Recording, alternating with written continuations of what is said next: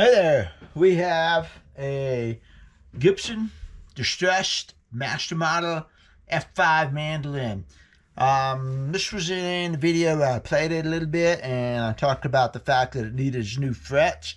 I've given it 12, sorry, I've given it 12 new frets, and now I'm doing the setup part of the work. Alright, so the first thing that happened here is, of course, when I put new frets on here, they're a little tall, and now the nut is too short. Meaning the nut slots are too high and the strings are actually hitting the frets. So I got to looking at this and I thought about shimming it. And then I'm eyeballing this nut. And I said, the spacing is off a little bit. That's a really, really common problem with mandolins. You've got to be very, very, very precise and picky to get these nut slots right. I built a nut for this mandolin years and years ago, maybe 10, 12 years ago, out of mother of pearl. And then I agree with the owner here. He had it switched over to bone. And I agree with that because I think mother of pearl is a little bit too snappy and too bright. And so anyway, this is not the original nut. It's already been changed a couple of times. There's nothing wrong with changing the nut. The original is over there in the case somewhere. But I got to eyeballing this and I said, I'm not sure the spacing is exactly right on this thing. I can see, looking at it, there's two spacings you got to pay, three spacings you got to pay attention to a mandolin. The first spacing is the distance from the edge of the fingerboard in. And you don't want to push that too far to the edge because it makes it hard for your index finger to make a bend right here. And you'd be surprised how much more comfortable it is if you bring this high E in a little bit more so that your finger doesn't have to bend quite so much to make that. And also so you don't pull it off the fingerboard. And it also gives you a more solid feel. So in other words, when you fret here in the middle of the thing, you've got fingerboard on both sides of your finger, and so it's really stable. And if you push the E's or the G's too far to the edge, you kind of have this unstable feel where there's air on this side of it. It's a subtle thing, but it's noticeable to me, okay? So that's one spacing, is the distance to the edges. And I think this one's good. This is what we got on the edges here. I think that's good, but then you have the spacing in between the strings. So in between the strings right here. And this spacing. Now that's not quite as critical to me as the neck spacing. And this third spacing is the one that is really absolutely critical for me. And that's the distance in between right here. If that's not equal, it's like having stair-step risers that are not quite the same. One's a little higher, one's a little lower, and an inch, difference is one that's going to make you trip. Like if they're really far apart, you see it and you go, huh, and you make a big step. But it's when they're just slightly apart, not quite right, you trip over them. So anyway, I thought I would get my calipers out and check this. And what I found out is that sure enough, they're off. So let's make sure we got you on here so you can see what I'm doing. So we're going to come down here. There you go. Now you can see what I'm doing. And I'm really glad to have my GoPro back because it's so good at this close-up work stuff. So what we're going to do is take my calipers here and we're going to measure this distance here. And I'm going to write it down. So you get your caliper set, and then you make sure you can put it back in there, and you wiggle it back and forth, and that's the measurement I want right there. 140. Okay, so I'm going to write that down on my piece of paper. 140. And then I'm going to go over here and do the same thing.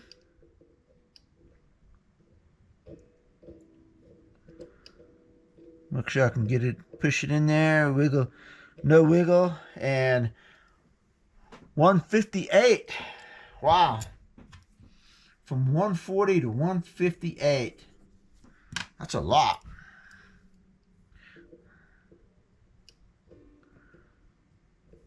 That's like a whole D string.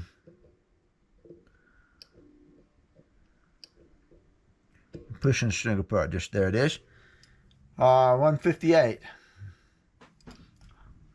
Just a hair under 157. I wouldn't argue that one. I'm going to call it 157 just in case. So we've got 140, 158, and 157. Okay, now the next measurement I'm going to take is in between the strings here. So what's inside here?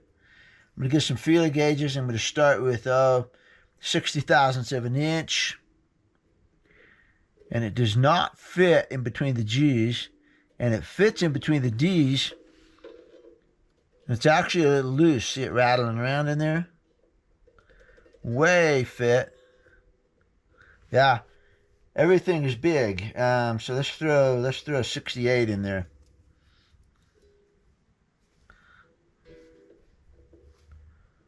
$68 feels pretty good, but it's really big. There. I'm going to call it 68.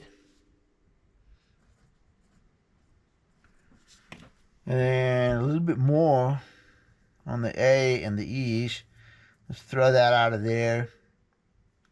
And let's toss an 11 in there.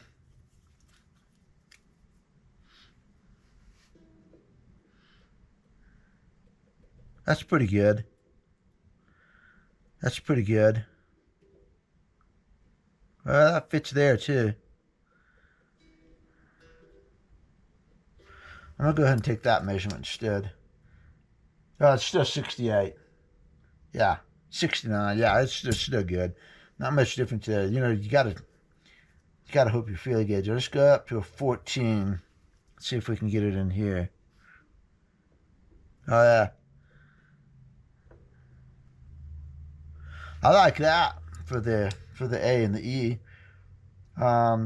75 thousandths of an inch, 74 thousandths of an inch on both of those. So 68 and 74. That's not really too bad, but this G was really small. So let's see what this is. And you can see it now. Wow. Little bit more. Little bit more. Let's try that 6 and see if that'll fit.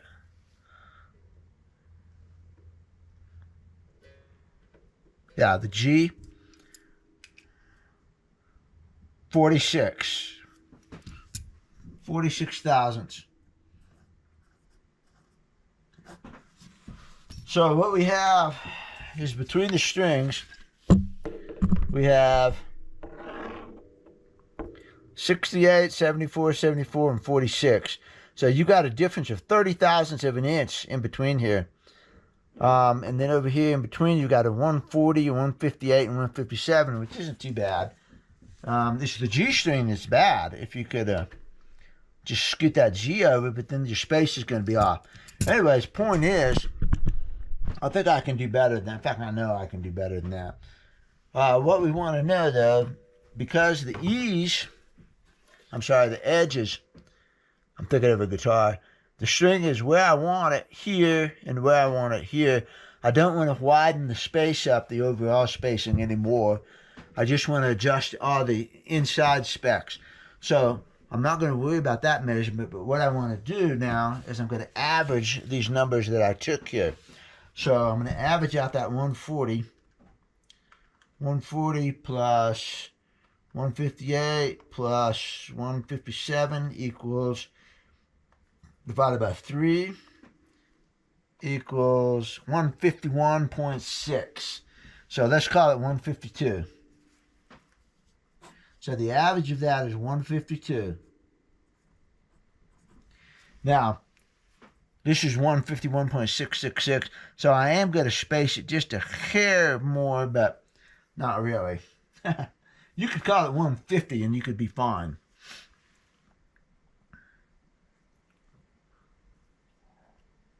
Yeah, I'm going to put 150 down here to know that I can go just a little bit lower. I don't want to go any wider. I don't want to go 154. I would rather go 150 than 154. Okay, now my next one, I'm going to average these spaces in between here. So we've got a 68 plus a 74 plus a 74 plus a 46, which equals 262 divided by 4, and 0.65, and that's about right. Average. I have generally taken, let's see if I have one over here. Yeah, I did. See? I have generally used a nickel as my spacer. And if you measure a nickel, you find out that it's 75 thousandths of an inch. So it's just a little bit larger than that. So 65 is a good measurement. Let's see. 65 is going to make the A and the D a little bit closer. It's going to be pretty close to what the E is now, but the G is going to be a little bit wider. So these will probably be set with equal center to centers or something like that. But anyway, I got to make a new nut, and I think I can do a better job than this nut. And I don't want to shim this one up because I'll go ahead and make a new nut, and I'll get better spacing on it, and I'll pay attention to the spacing. And I think it's going to play quite a bit better here because your G and your D's are going to be spaced a little bit further apart, which is usually a good idea because they're fatter strings. And I go through this on guitars all the time. And then we're going to be pretty close. The D and the A are going to be just a little bit closer, and the A and the E are going to be just a little bit closer, but not too far off. But we're going to be 6 thousandths of an inch difference, which is pretty minor, you know, really. All right, now, what I'm going to do, we want a not super bright sound off of this mandolin, and the bone's good. I could use the bone, but this is kind of a fun mandolin, and I have some special stuff in here that I might use. We don't want to go too bright. We don't want to go back to mother of pearl. Mother of pearl is really dangerous to work with anyways. I have here some axis horn. That's horn off of an axis deer. That's pretty fun stuff. But I don't think we're going to go there. I think what we're going to do, and it used to have at one point, I think it had a fossil walrus ivory nut. I know it's had a couple nuts on it, but we don't want to go back to there. What I'm going to do, that is a piece of mammoth ivory. And that would be really good for a nut on that if this is wide enough. Oh, I'm not sure that's going to be wide enough. Let's see. 165. 135. Not quite wide enough, but I have some more. I'll have some more pieces in here. Here's a piece. Here's a piece of something. And here's a piece that's wider. Oh, come on out of there. I don't think this one's going to be quite wide enough. No. These little scraps are just a hair too short.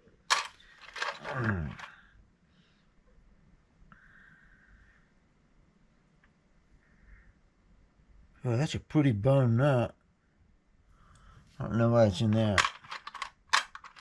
This is my special stuff drawer. Here's another piece of that.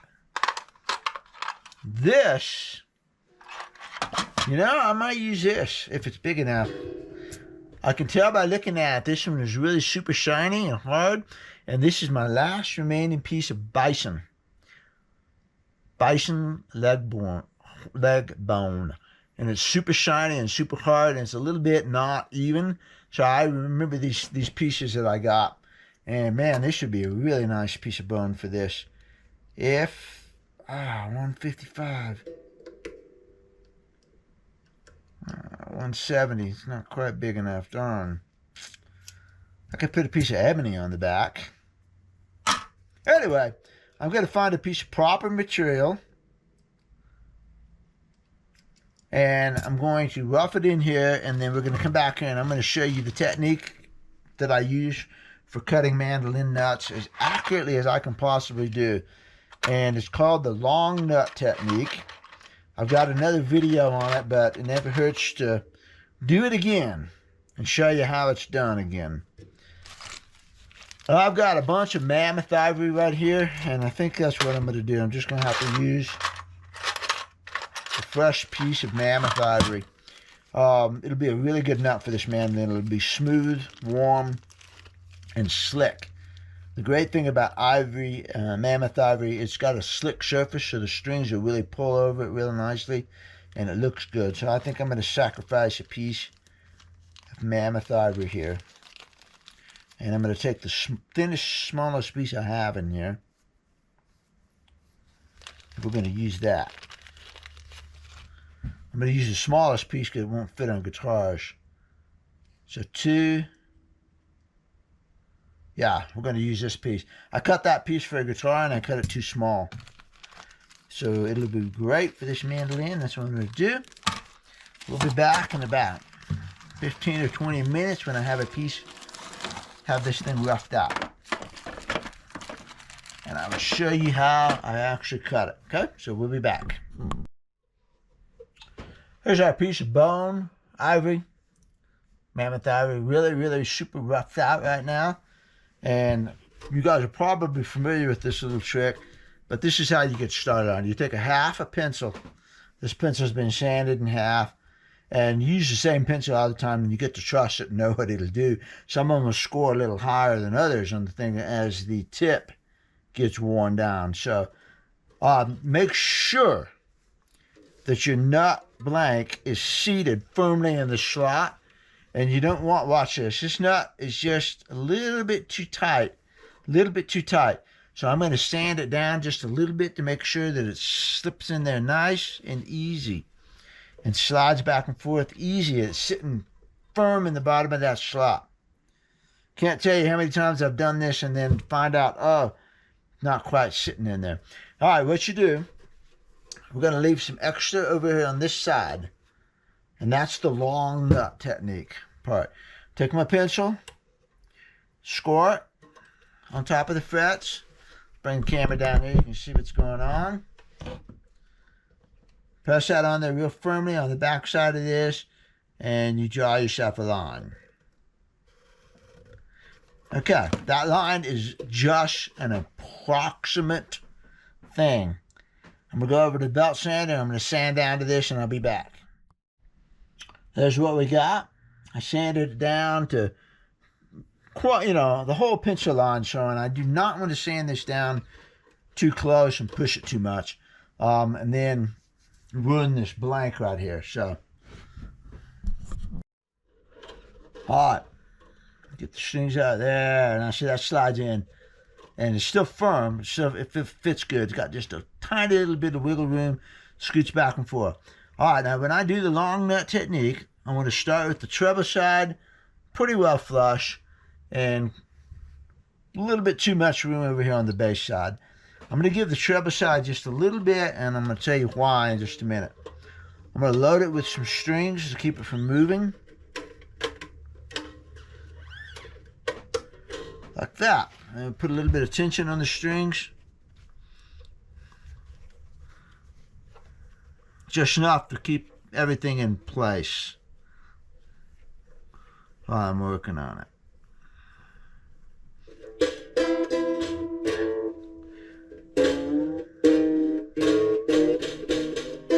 Okay. Scoot these out of the way, scoot these out of the way, scoot this out of the way. Now what I do is I lay this first outside G string pretty much right down the neck right here. Where's my pencil? My pencil got away from me. There it is. So I'm going to lay the G string right down the neck here. Like that. What we're going to do is we're going to do all the spacing, and then we're going to scoot the nut across so that I'll get the balance to where I want it. The most important thing for me is always the spacing between everything. I've calculated, I've got enough room on the neck to make these strings fit good, and then I'm going to scoot the nut across to where I want the outside strings balanced, and then that's where it's going to be. So we're going to start like this, and I got plenty of room to move here. So I'm going to mark it. like that. You can see my pencil mark. And that's a 40, so I'm going to use a 46. This outer side string is a 40. I'm going to use a 46 to cut that because you need a little bit of room. You know, you don't want it too tight or it will buzz. When I cut, I usually cut a little bit of a sharper angle at first to leave the front edge untouched. And that way, if I don't really like it, I can just sand the top of that nut off and fix it. So I'm going to make my first one here. Just a super shallow groove.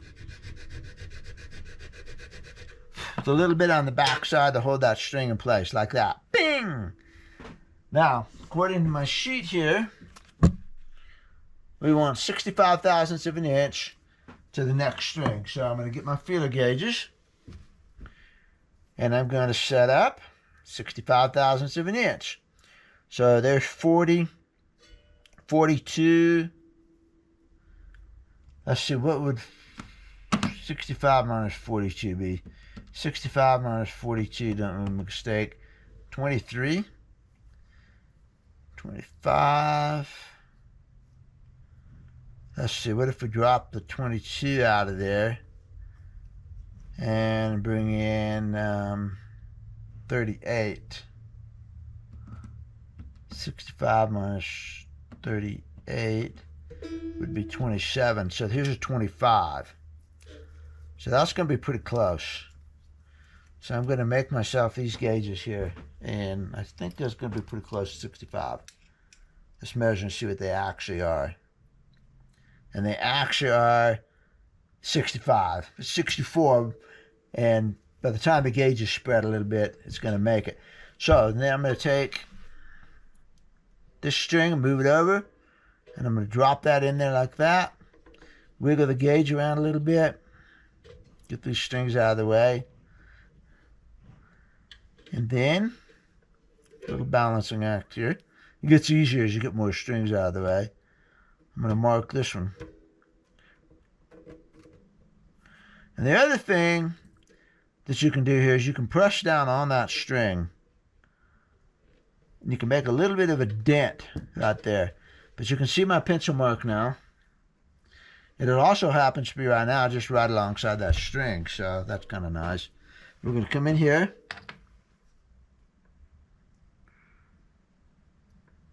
Balance it out in between the marks.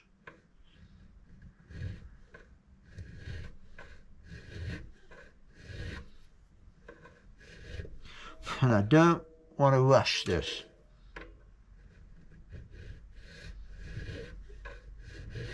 In other words, I'm in no hurry to do this. This is not a race. I want this to be right. So I'm going to move that string over there.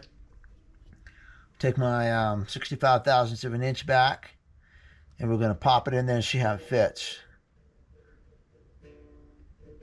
Okay, it's a little tight. You see that?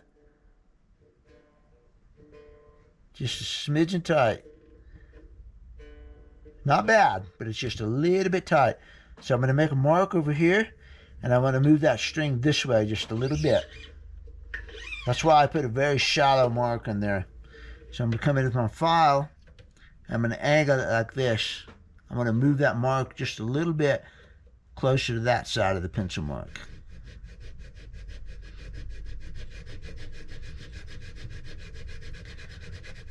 Go ahead and cut it a little bit so it'll stay in place. Pop that in. Feel the gauges again. Get my fingers out of the way so you can see what's going on here.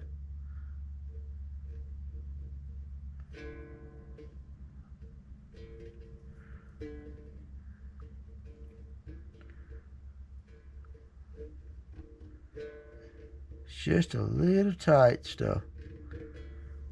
A little tight. Now I could also move, at this point, I could also move the outer string over a little bit, which is what we're going to do.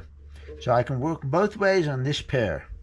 It's not always going to be the case, because once I start working to the inside, I got to be careful.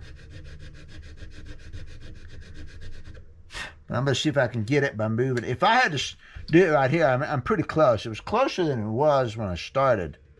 you know, than the original nut.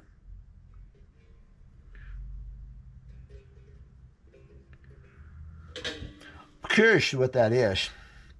Let's drop this 25 out of here, and let's drop in a 22. How close am I?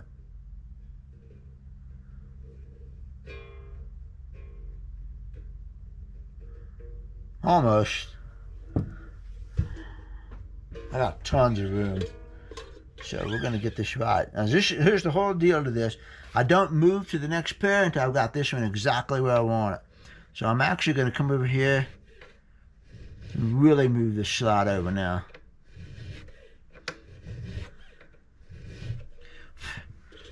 I'd rather have it a little bit wide than a little bit narrow. Okay, that's sitting in there.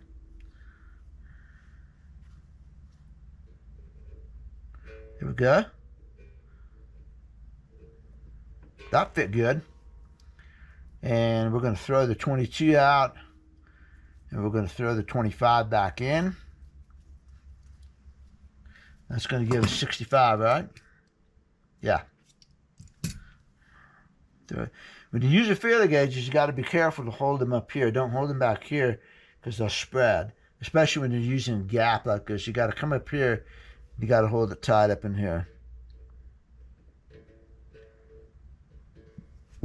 Wants to go more.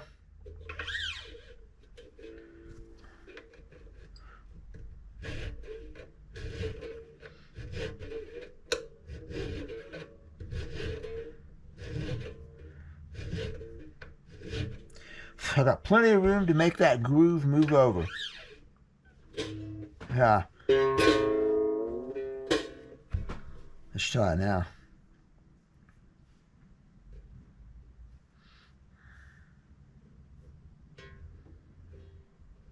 That's good. It's going in there with just a tiny, tiny bit of friction. And I can probably move this one over. Same thing. You know, we're probably talking about 1/1000th of an inch, 2/1000ths of an inch. We are talking very, very small amounts here.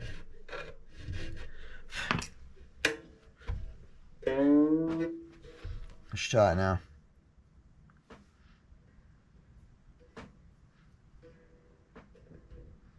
And there we go.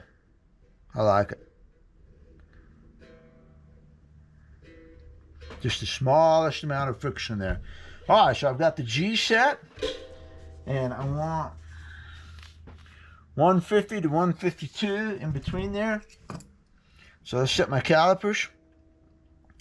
151. 151. Bring these over, and this is the same technique over and over and over. Just use the calipers, drop that string up against it, hold it with the thumb, move the calipers in and out.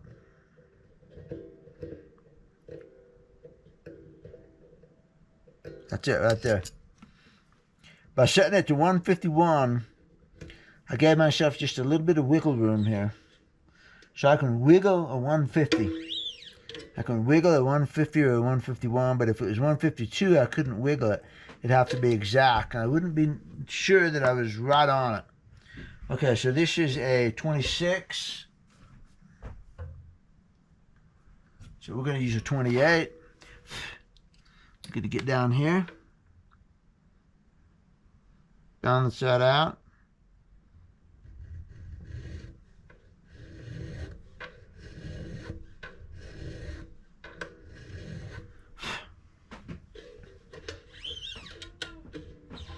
Check it. A little bit big. So it's got to come in just a hair.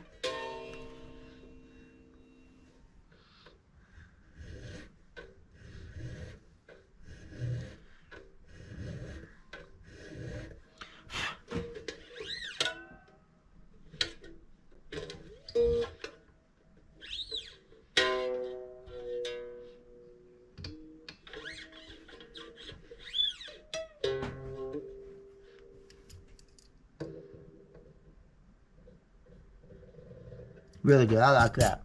I'm going to keep working just a smidgen. All right, so that's the process of this. And you just work your way across the neck. Don't move until you've got that string where you want it, you know. Don't be in a hurry to go to the next string. Make sure you got this one where you want it. Go to the next one. Make sure you got it where you want it. Rock your way across there. It takes an hour to do this. I mean, mandolin, if you want to get it precise as you possibly can without a CNC machine, you got to be very careful. You got to check your measurements a lot. Now, here's the fact. I'm probably already more accurate than that was. You know, we're looking at 20 thousandths of an inch there, 24 thousandths of an inch. That's a lot. I know I'm more accurate than the previous one was. When I get done, I'm going to shut the camera back up again and we're going to check it again. And that's the moment of truth, you know. You go back in and check all your stuff, and if it's not right, then it's not right. And we will redo it. So that's why I walk across there very carefully. And I'll also have a little bit of extra to work with here. This is not even close to being the right height. So if I need to sand the top of this thing off, I can sand the top of it off and start all over again. Or I can sand off one pair of strings and I can get them right. I'm not committed. These grooves are not even close to being the right height. I've got plenty of room to work with here. Probably a little too much, and you got to be careful when you're taking your file down that you don't get off course again, because your file is going down an angle, you're getting farther and farther away. But I've done this enough times that I'm anticipating that. So on this D string here, as I file it down, I'm going to bring it closer and closer to the G. And then when I get it where I want it, then that's where I'm going to stop. I'm going to sand the top of the nut off, and then I can straighten it up and take it down. But you can do minor adjustments like that as you bring the slot depth down. Can't go too far, you'll blow it, you know. So measure, and check as you go. So I'm going to turn the camera off, and we'll work my way across this, and we'll be back.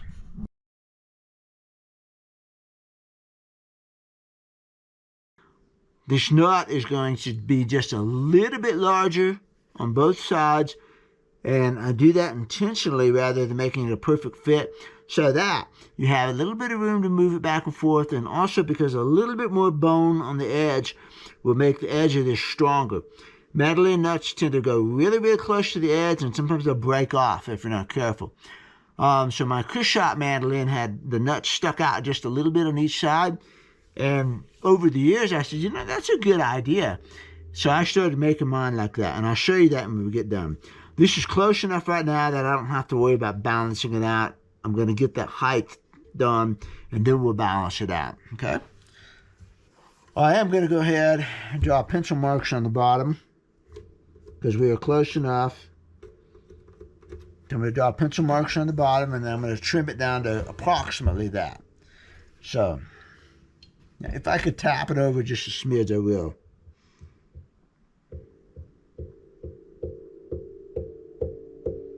That's it. Yeah, that's good. It moved. All right, now, here comes the long, tedious process of setting the nut height.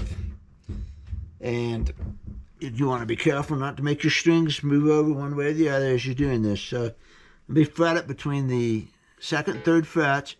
And I'm looking at the clearance over on the first, and I have a ton of clearance. So, that's fine. We're going to move.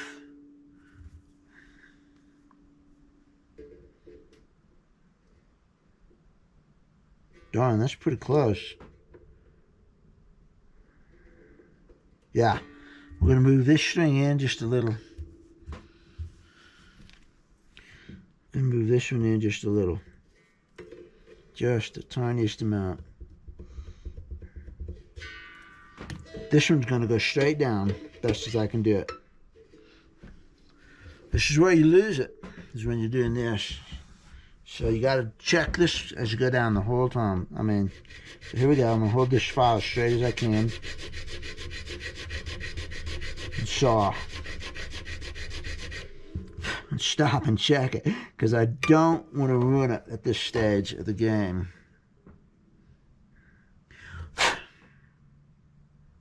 Okay.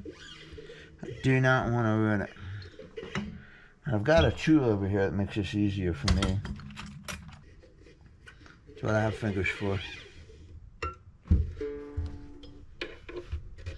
And again, you get the whole process. If you don't want to watch this, skip out of here.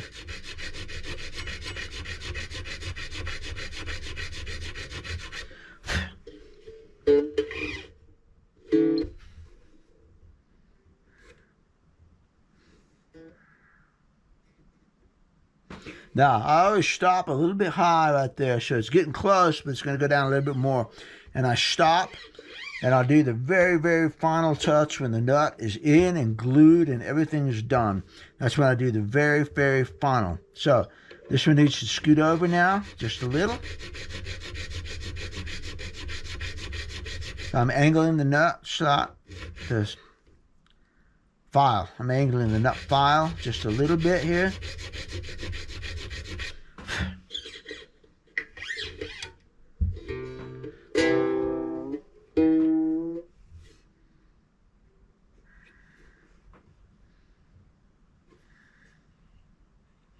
Pretty good. I'm going to stop there.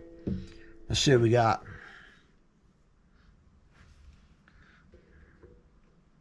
Ha ha! Look at that. I mean, that is just so barely wiggling. And here, oh, I don't have it anymore, do I? 152, 3, 1.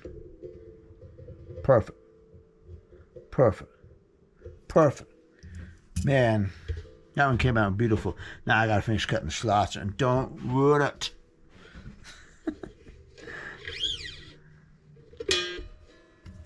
Oh, I have ruined them on the last one before. It's not a very pleasant feeling. I'll double check that. 24 thousandths. So the 28 will work real good. It gives it just a little bit of room on either side. Now here's a trick you can use here. And that is to just use one string to check this, okay? So, file.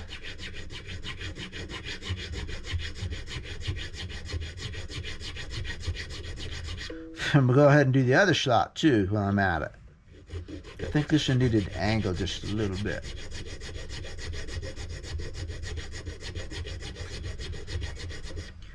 I'm going to go like that. I'm going to file them both.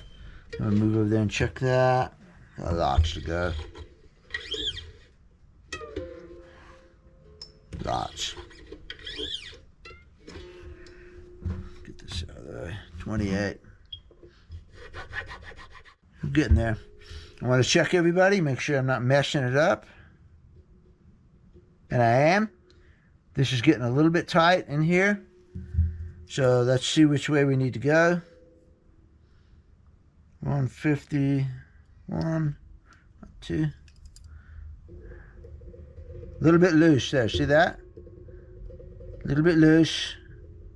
That one's beautiful. So this D right here needs to go this way. I need to be filing that one that direction. And now's a good time to do it. I'm not getting too close yet. That's my 28. So I need to take this one this direction.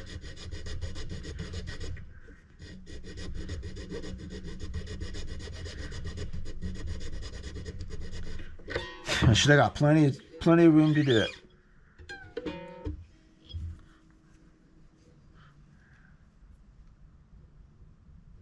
Yeah, that's going in. And this, little bit wiggle. Still got time. I still got room. So we need to just keep moving that direction. Just because you had the slot space where you wanted to start with, doesn't mean they're going to stay there. And that's one reason why I like to start with a little bit more height than I really need. So if I cut it down here to where I just barely put a notch and the height was good, I would have no room to be moving back and forth. I want that room to be able to fine-tune these things. I don't mind filing like this if it lets me fine-tune those slots where I want them.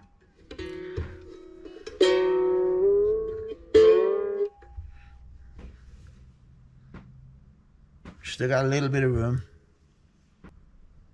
I got a little bit, just a little. I think it's gonna nail it just right. It's gonna stop right there.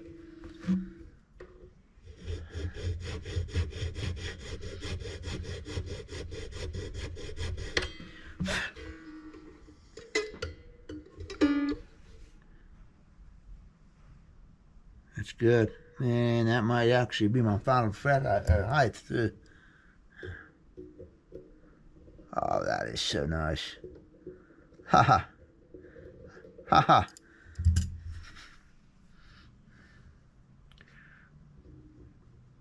It's good. That's nice. Okay.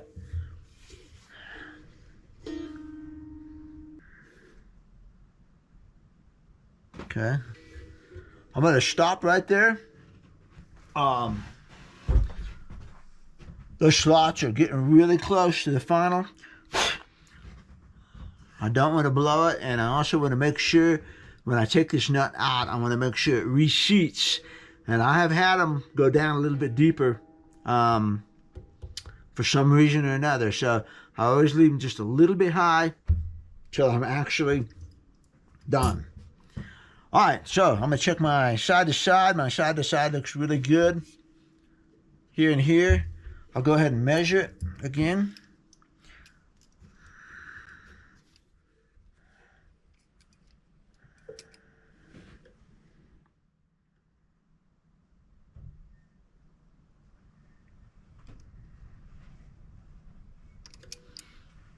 $80.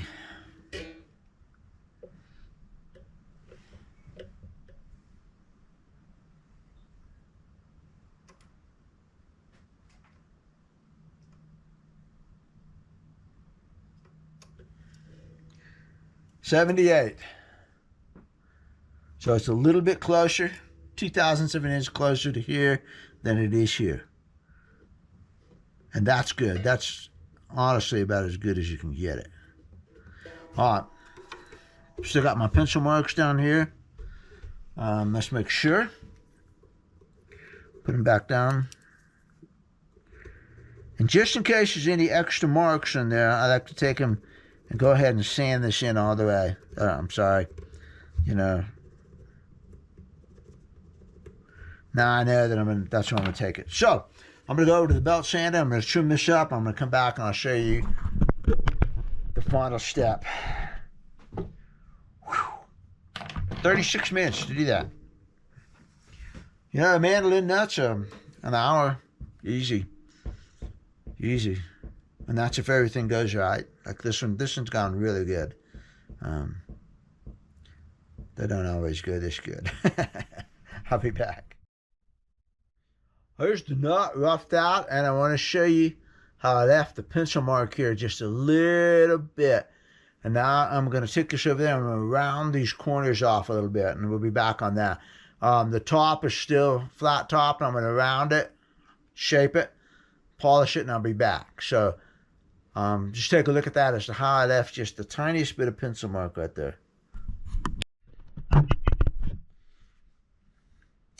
Here's the nut and polished, shape.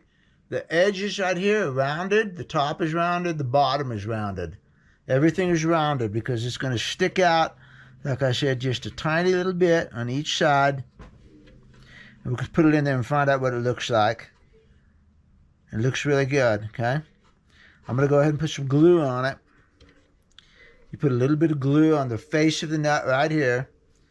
It just holds it in place in case anything ever happens. In case your strings come off or whatever. You don't want to lose this nut in a dark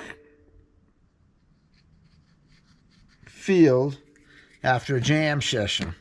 For whatever reason, you know. A little bit of super glue right on that face. Just a tiny bit of gel super glue. Get it in there.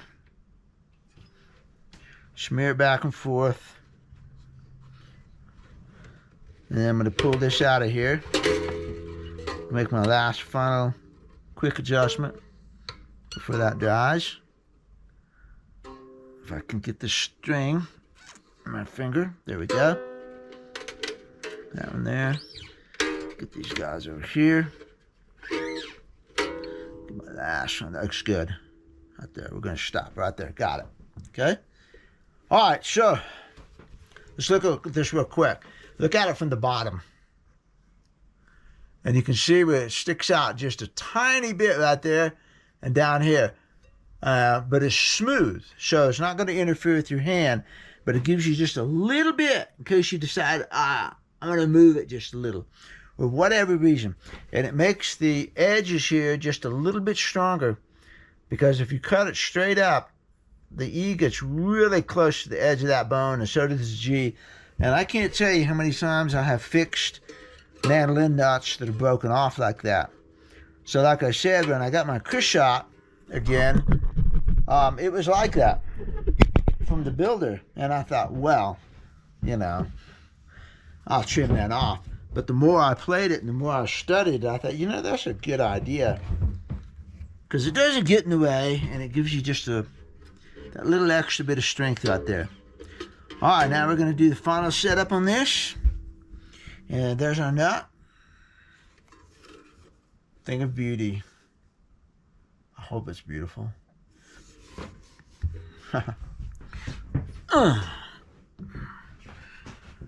Now, the nut slot should be at fret height.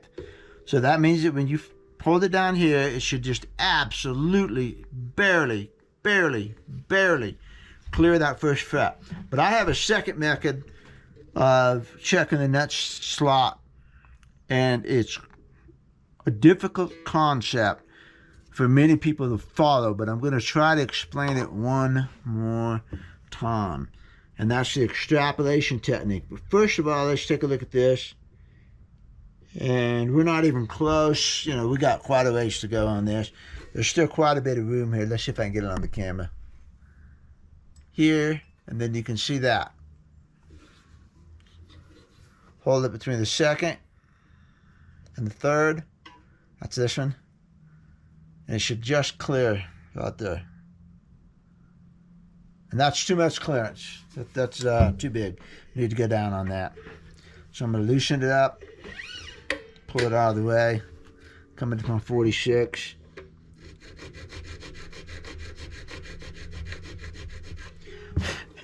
And this is the most tedious part of the whole thing. 100,000 different checks. Okay, now I'll show you the technique. It's called the extrapolation technique. When you do it, when you fret down here and you look for the clearance, second, third fret, when you look for the clearance here, it's a tiny little gap. It's hard to see sometimes. So another way to do this is to measure it here. So what I'm going to do is I'm going to hold it here, and I'm going to measure this gap right here. And this is going to be relative to the action. So this measurement means nothing. It means something, but only with respect to whatever this action is right now. So this is not a hard, fast, core number. This is a relative number to the moment right now, and we're going to extrapolate this number back to here.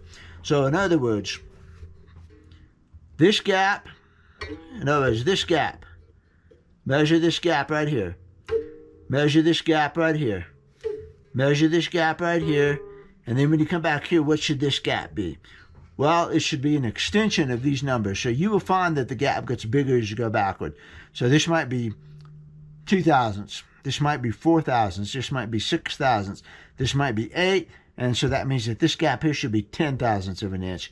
You might want to fudge it up to 12 thousandths of an inch, just to use some numbers. You have to give yourself just a little leeway for when that nut wears a little bit or whatever happens.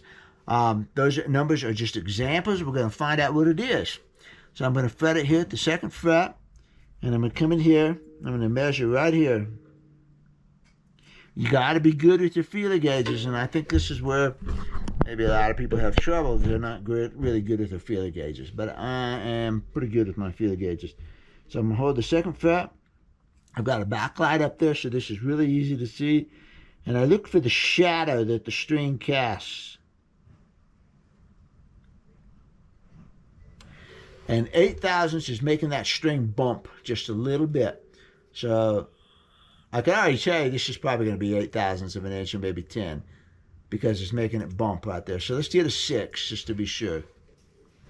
Hold it here. Let's come in at the 6 thousandths. 6 clears. I can see the shadow. And because I can see the shadow, that means there's a tiny bit of air. So 6 thousandths is clearing. It's probably realistically 7 thousandths, but we're going to call it 6. So we would call this 6. We would come back here, and the 6 is going to clear by quite a bit here. And it does. I bet you 8 will go there. Let's just get an 8. Hold it at the first fret.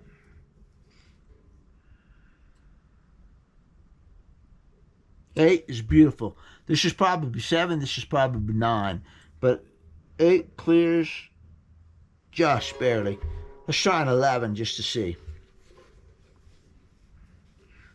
So we've got 11. Hold in the first fret.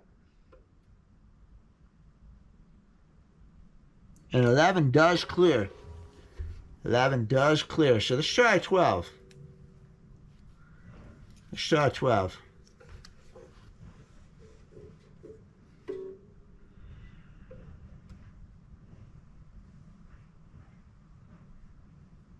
$12 is your number.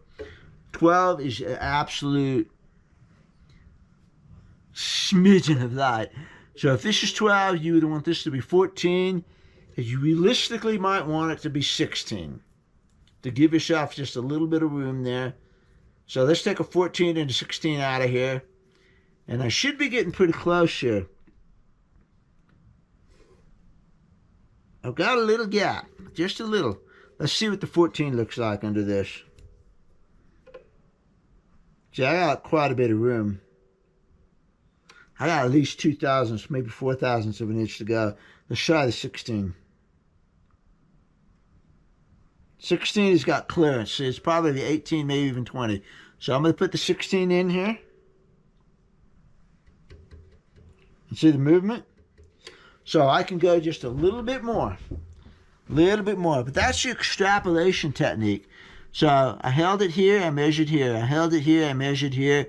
And therefore, when I'm holding it on the 0 fret here, it ought to be some extrapolation of that plus a smidgen more to allow for wear or whatnot. So we want this to be 16 thousandths of an inch. And when it gets 16, I still have just a little bit of play because it really could be 14. So the 16 automatically builds in just a little bit of air in case I file it just one stroke too much. Right now, it's probably 18, maybe even 20. So we're going to take it down a little bit more. But this will let you get a very, very, very precise nut height on this thing.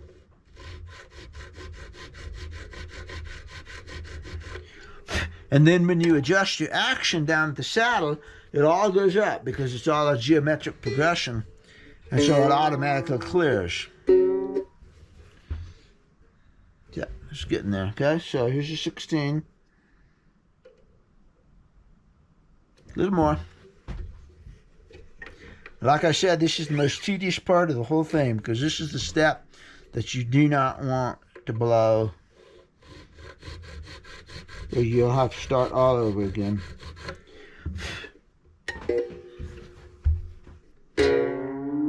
Well, to be honest, if I blew it right here and cut one too low, the spacing on the top is perfect.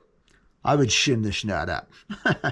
I would get a piece of sandpaper that's about 2 thousandths of an inch or 4, whatever, and I would glue it and I would shim this sucker up because everything else is perfect. And you want to make sure, once again, that you got that nut sitting in the bottom there, which it is.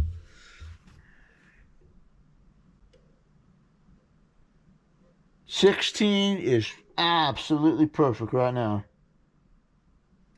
It has the absolute tiniest amount of air in it. So we are good on that nut. We are done with that one. And we're going to go to this one. We're good with that slot. That's how you do the extrapolation technique.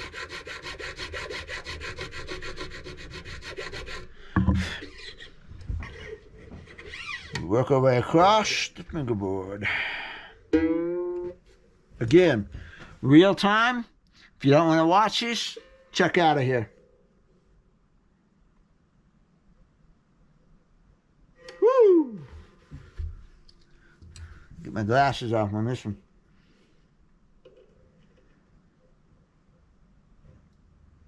There it is. Oh man, that is perfect. The reason I like to do this is because when you slide that 16 under both strings, if one of them was a little bit high, you'd see it. And so it really lets you get these two strings even, you know. The little bitty gap is hard to tell. It's hard to tell between a tiny gap and a tiny gap. It's hard to tell the difference. But when you've got a 16 sitting under there, it's just a bigger gap. It's easier to see. Okay, so that first one has got absolutely a shimmer of light. Oh yeah, that is as perfect as I can humanly do. Yeah, see, this height is exact. I mean, it's as close as I can absolutely get it. So when you fret these, they're going to fret at exactly the same time. And I mean, it's exactly as a human being can do. At least it's exactly as I can do, okay? Exactly as I can do. Let's call it that. Now we go to the next set. And I have no idea what it's going to be because I don't know what the action is. I don't care. I'm going to come up here. I'm going to try a 12. So I'm going to fret at the second. And I'm going to come up under here. 12 doesn't go.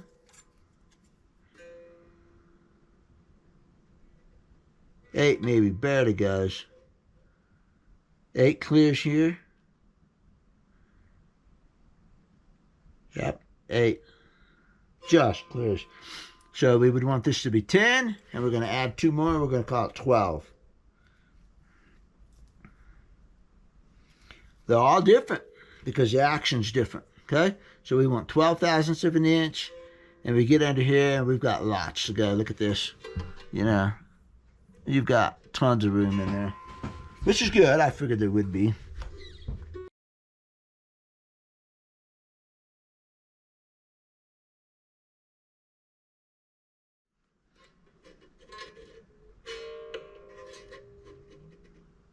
Oh, perfect, man. Woo. That was right on. That was right on. One more swipe would have been too much.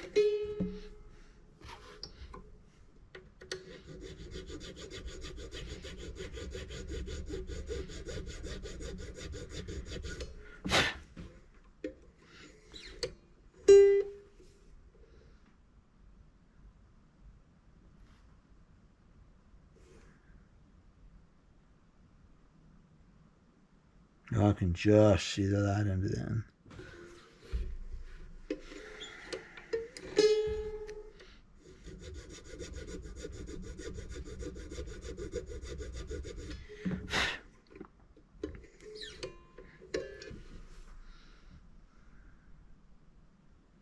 A little more. One more.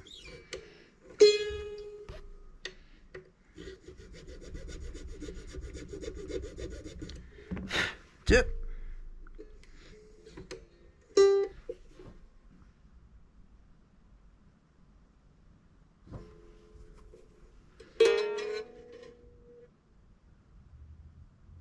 A little bit more. There's just a little bit of difference between those two strings, which is why I use the feeling gauge, because you can just see, you can see the light shadow on it. And so the outer one is just a smidgen higher, so that means that when you were fretting them, they wouldn't fret evenly. Right there. Perfect. Perfect. Woo! Not a bit of slop. Fits in there perfectly, every one of them. And this one should be, what do we use? These? Perfect. Tiny bit of wiggle there. That was nice. Perfect. That D's got maybe 1,000ths, 2,000ths of an inch. I'm not worried about that at all. I got to rest them really good.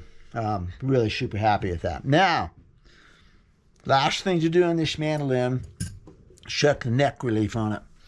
And if I recall, it had a little bit too much neck relief. So the easy way to do this, it's good enough on this one. Dave Harvey showed me this. Hold it at the first fret A string. Hold it up here about the 13th on this one. And you got some relief here. And mandolins can be so flat. Almost flat. So we're going to make this one flat. We're going to take a little bit out. Just short a wrench.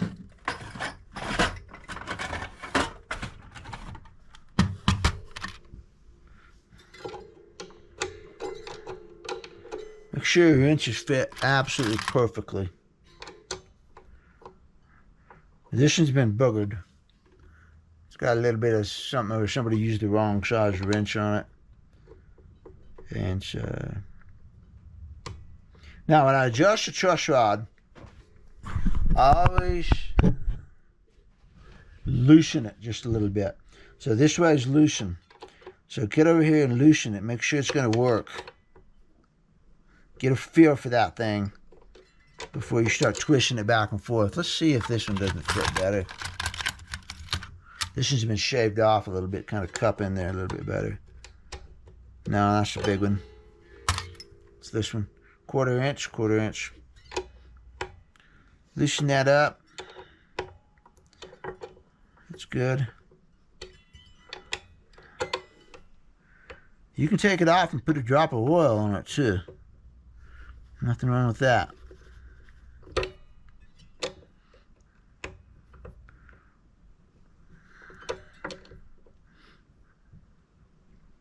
Let's see how we're doing here.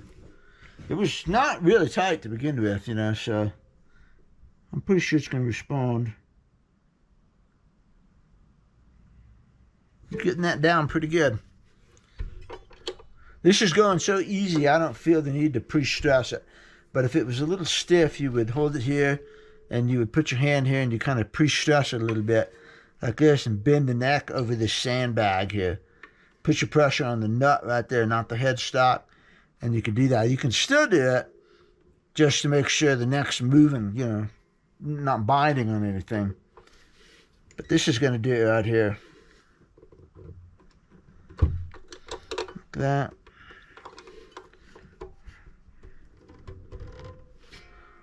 Oh, I've got to hold it down here. Okay, let's see what we got now. Here.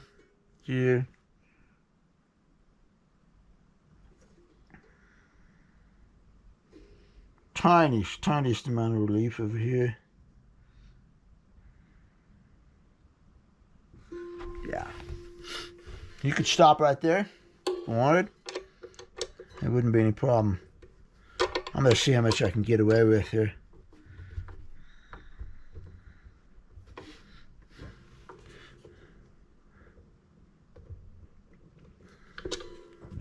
Meaning, how flat can I get it? We're going to go there. Just a tiny bit of relief on the egg.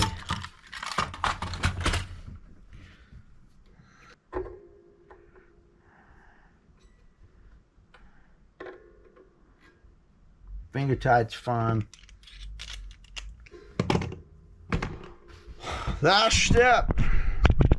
Then I'm going to actually play this thing. Let's check the action with the saddle. The first thing we're going to do is we're going to make sure the strings are centered, and they're not quite centered on this. And I also don't think its saddle is quite where it needs to be. So I'm going to turn on my handy little strobe tuner here. I'm going to come over here, different angle. Give me a mandolin pick. So I got to loosen this. Let's see how we're doing on the intonation. Use your strobe, and it doesn't matter what it is. I'm just getting a rough tune. 12th fret.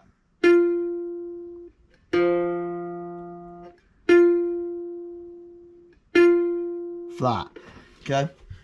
Which it needs to go forward, because I can see from the marks here that I just put the bridge a little bit too far back. No problem.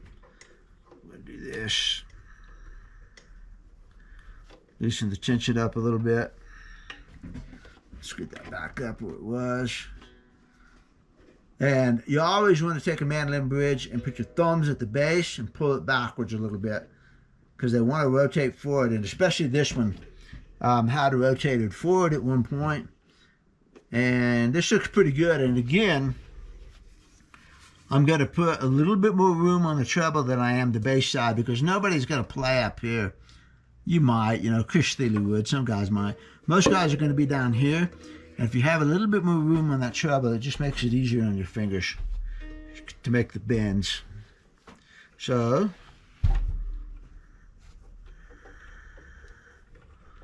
string tension. I bet I got the intonation pretty close. Put a little on there and come back here again and pull that bridge back. Put the thumbs on the bottom, pull it back a little bit. Take a look at it, make sure it's sitting up straight. Looks good.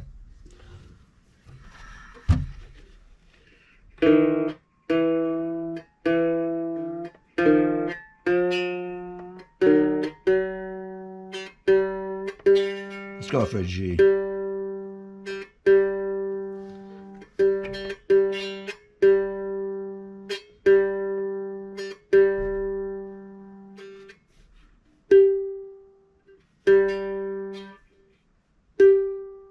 Pretty good.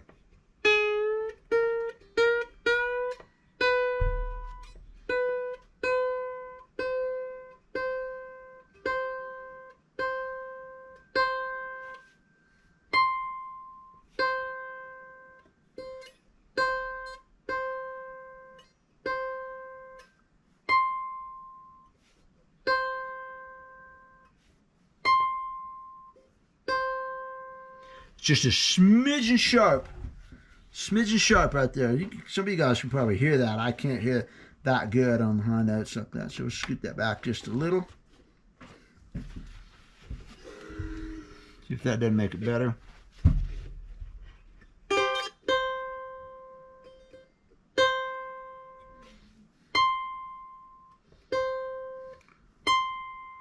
As good as a human being can do.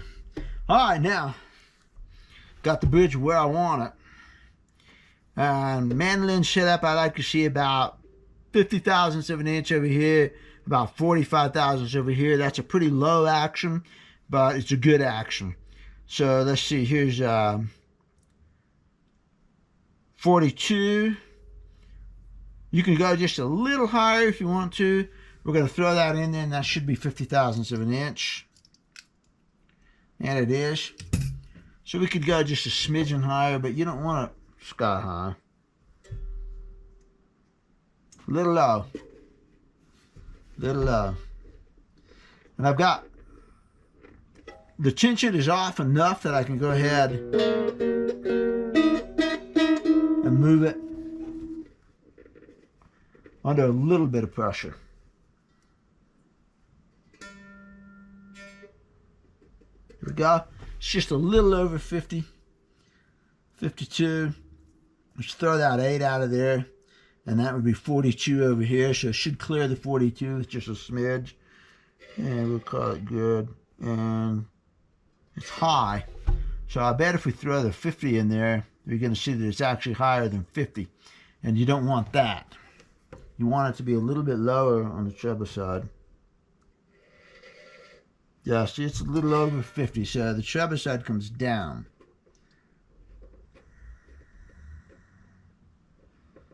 Like that.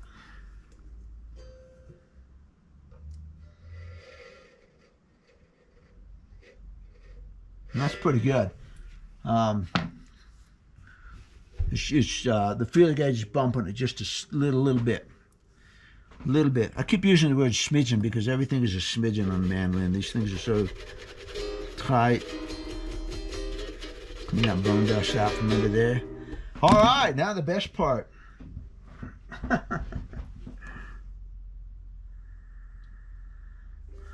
These are my fresh frets. I should check them. What I'm doing here is what I call the next fret. technique where I hold the fret and I just look at the clearance over the next one. And they ought to be even. I should not see any abrupt drops, and I definitely should not see any frets touching the strings. It's kind of nice when you have a low action to do that, because if there's any gaps, you're going to really see them. Also, I'm measuring at the 12th fret. Yeah, that's a new fret at the 12th fret, so we're good. We're good. All right, let's tune it up. See what we got.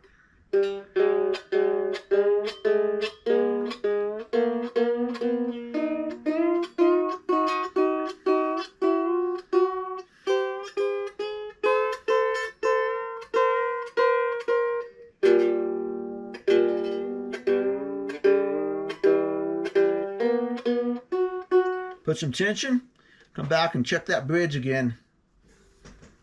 When I first saw this mandolin at Winfield, the bridge was leaning forward on it. And wood will take a set. You don't want that to happen. Bridge is nice and straight now. I might even reset the bridge a little bit. Lean it back just a little bit, but we'll see.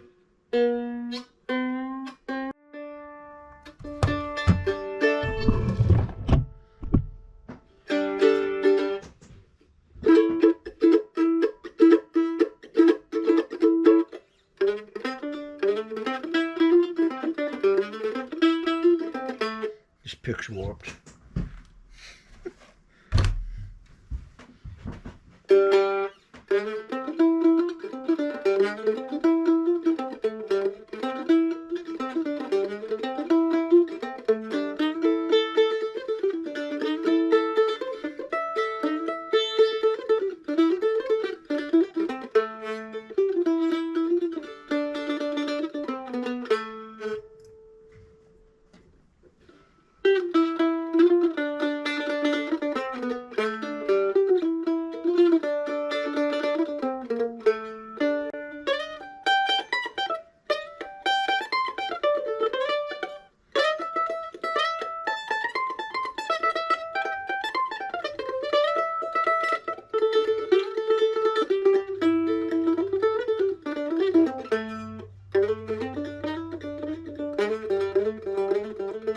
This is where I really found out how good the first fret action is, just doing a slide like that up there in the first position.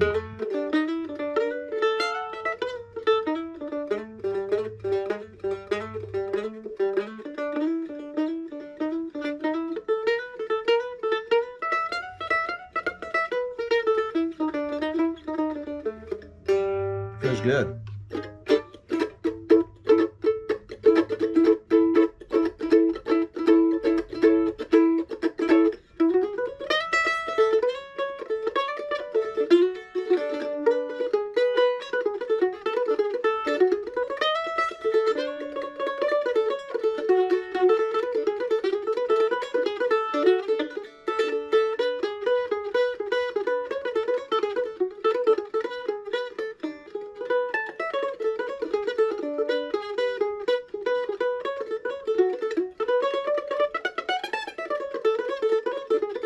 This is a flat fingerboard, and even though I like flatter fingerboards, it takes a minute to get used to it. When you're used to a little bit of a radius, my personal mandolins have about a 16-inch radius. It's a shallow radius, not a 7 or, you know, like some mandolins have got 5-inch radiuses.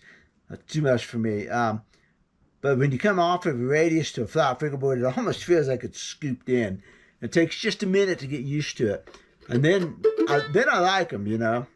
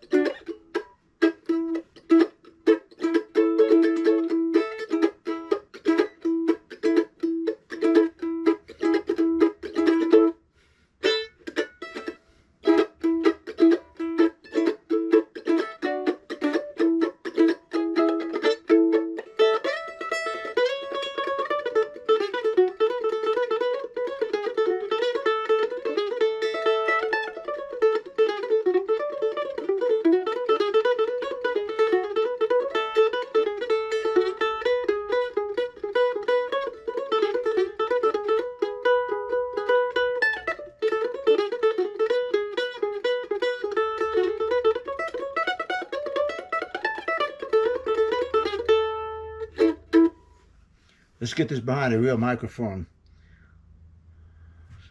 All right, there we go. Golly, that was a long video. Man, I hope you learned something. I'm tired. I'm going in. But man, I'm happy with that nut. That's really good. That came out great. There it is. You could reduce the strings a little bit. You know, the strings are in there pretty deep. I don't go too shallow on that though, because your mandolin strings will pop out sometimes. But I might get a file and file the top off of this just a little bit more now that it's in there, it's seated, everything's done. The G string looks great, and I might file the top off of there and reshape it and polish it up a little bit. You could certainly do that, and I would not complain, but you don't want to go too shallow on that thing. So there's your nut. There's that little bit of extra I was telling you about again. Just a tiny bit around the edge right there, just gives you that much more strength and a little bit of room to move. It looks good, it feels good, it doesn't get in the way. That is a lot of work, boys and girls. Bye-bye.